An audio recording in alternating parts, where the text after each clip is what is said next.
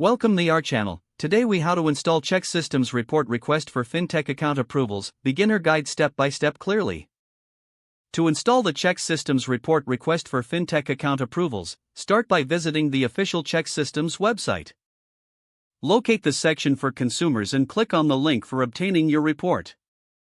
You will be prompted to fill out a request form.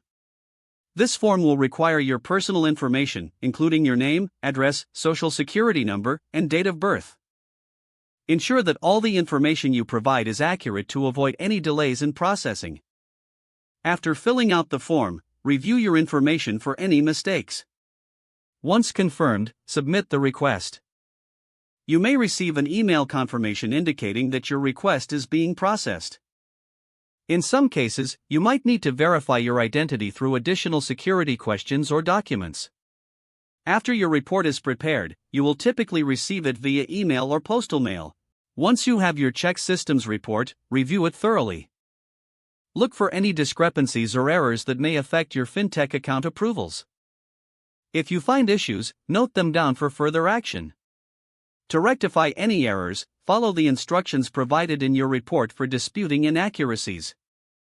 Now you are ready to use your ChexSystems report in your Fintech account approval process.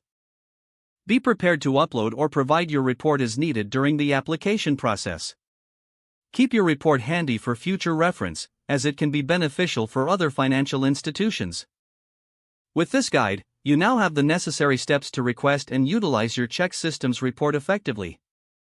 If the page does not load, refresh the browser or try again in a private or incognito window.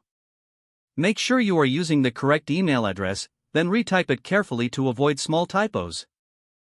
If your password is not accepted, use the reset option and create a new strong password you can remember.